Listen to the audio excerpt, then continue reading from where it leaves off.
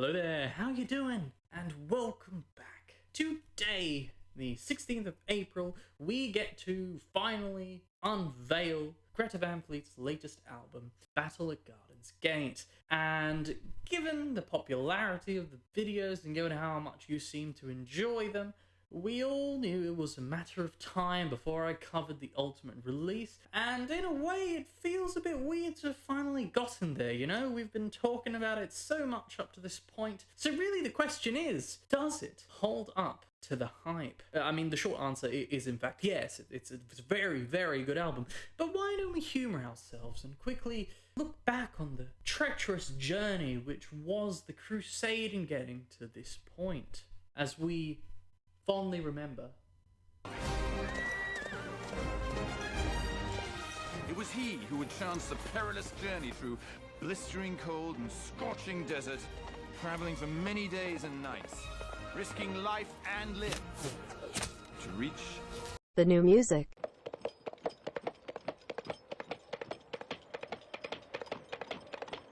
Wall up!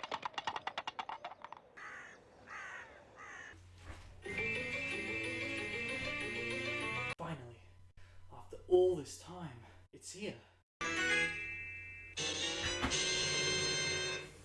It's too much. The power. No!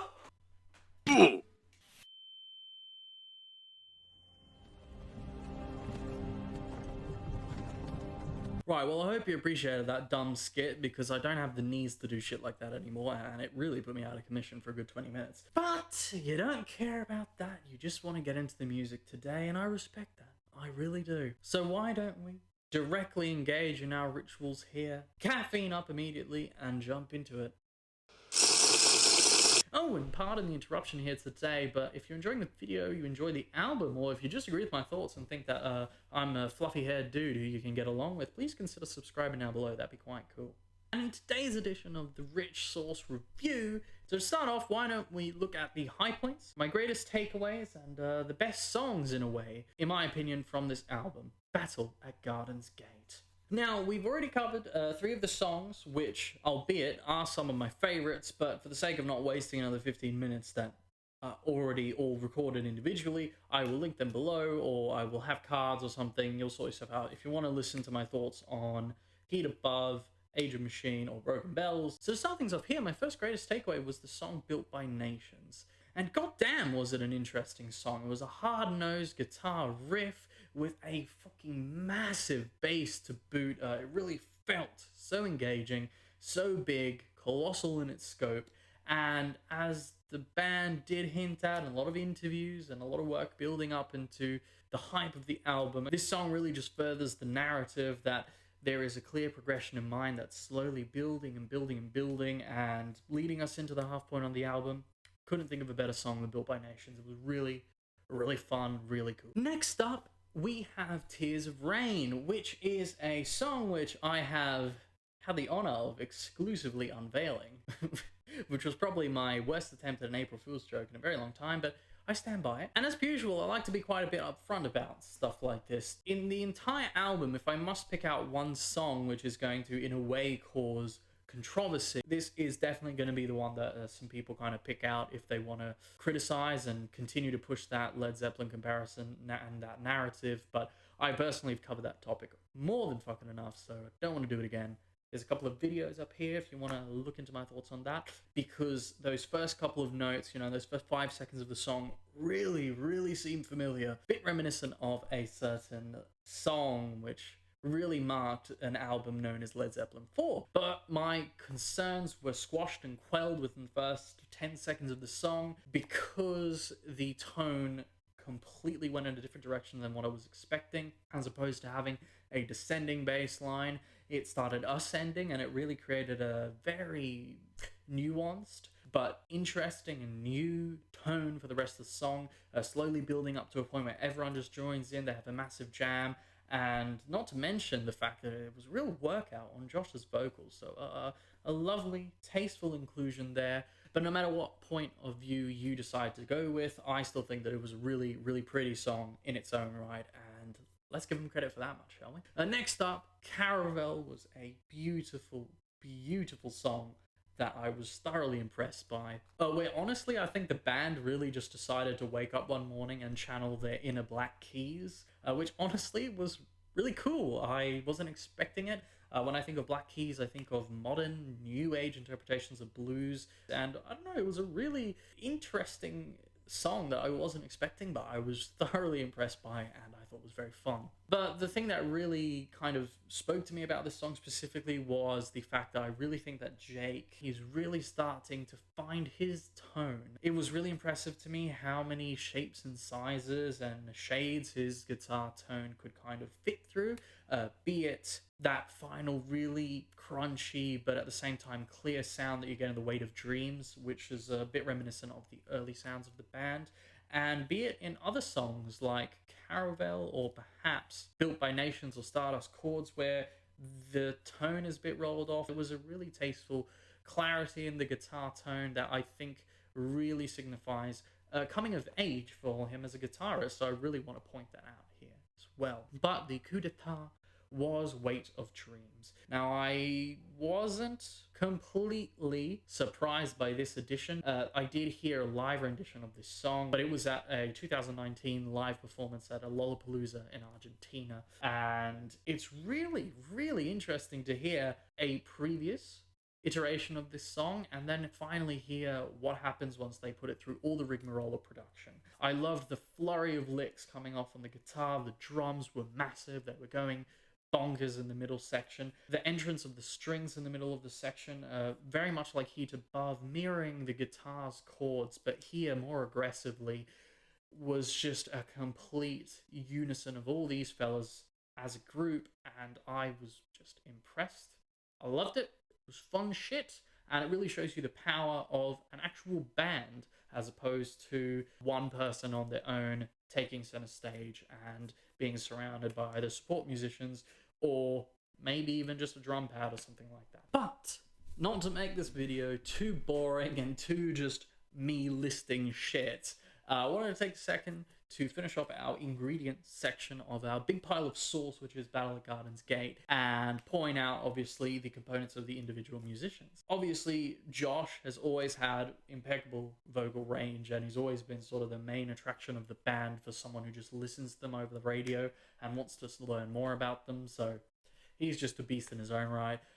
Jake evolves, does all these lovely things with the guitar, and at the same time, there's some innovative and interesting ways that he plays his rhythm alongside some lead licks that he chucks in here and there, because it's just the one guitar, and not having a supporting rhythm guitarist in a way always forces you to have to come up with interesting ways to fill the acoustic space. And I think that he did a good job putting all this together with what he had at his disposal. Sam, honestly, was just so impressive to me throughout this whole run of the album.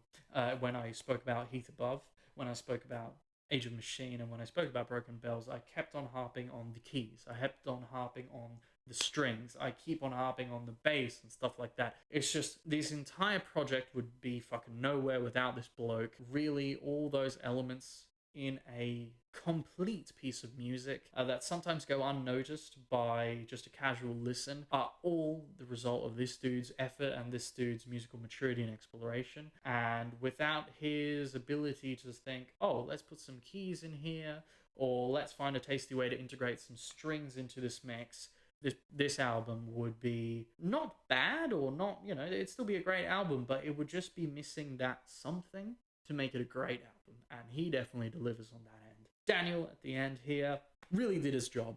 The drums sounded massive, but at the same time, they weren't imposing. You could really hear a lot of energy coming from him, and it really sounded like he was just having fun with it. And although you may be sitting there asking yourself, Fred, have you done fucking talking? Have we finished yet? Let us go. Well, no, I haven't actually done talking. There's another couple of things I want to hit on before finishing up the video. I have obviously spoken about wider thoughts with regards to the album in all the videos that have kind of popped up to this point. So, you know, I've been kind of hinting at them. If you want to, feel free to pop in, I may even playlist them to make it easy for you. I don't know how I'm going to do it. And the one thing that I will say about this album before we get too deep into it, to set the scene in a way, is that it reminds me of Aftermath by the Rolling Stones. That one point in which they reaffirmed themselves as musicians, in a way moved on and evolved themselves musically beyond those strictly bluesy elements that characterized them up to that point, and explored other sides of their musicianship which they hadn't had an option to do up to that point. And the same thing happens here. As I said in the introduction of the video, tonally the band is at a point in time in which they really have matured. Very much like in the example of Aftermath by the Rolling Stones, or even looking at Jimi Hendrix and his work with the band of Gypsies after the Jimi Hendrix Experience. It's just a point in their musical career where they have matured, and they've really taken the opportunity to prove to everyone that they are not just a massive, energetic blues rock band of dudes who just gets together and plays loud chords, but there's so much more to their musicianship, and it's really fun to see, really. It's refreshing, it's interesting, it's all here. It's all here, it's a complete package, I believe. There was no moment when I thought that it was dull, both with regards to the individual songs and with regards to the entire progression. If you recall my review of The Kings of Leon, perhaps, I really pointed out that that album seemed very flat to me tonally, but here we start off with Heat Above, we move up, we go down, we move up, we kind of plateau, we go down, we move up, and it's just, there's so much going on here, and it really, really, really shows that there's a lot of fucking work put into this record. And finally, presentation. Because we all know, and let's raise our voices and say it together here, everyone, or what good is a delicious batch of sauce if it looks and smells like shit and no one wants to eat it?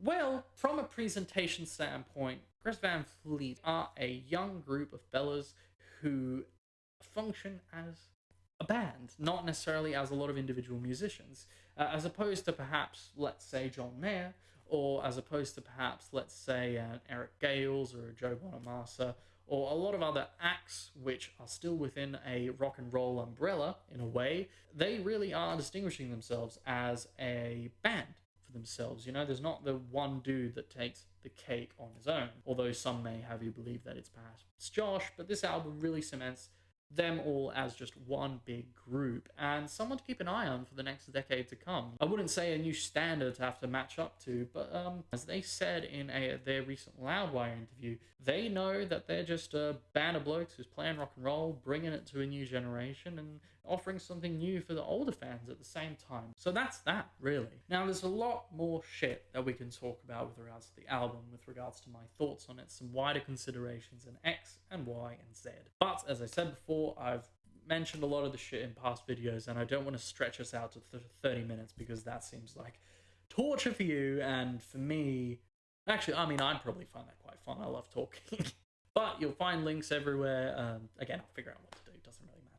At the end of the day, I think that on the scale of Source, our album really sits at a comfortable 90%.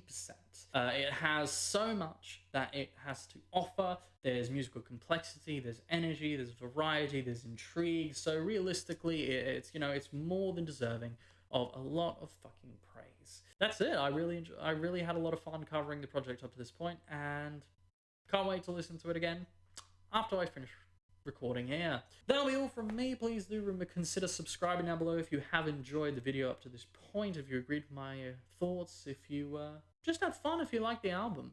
That's all from my end. As I said, if you want more Greta van Fleet shit, I've spoken about them a lot, so videos all over the place. And do remember, stay classy, my internet's people.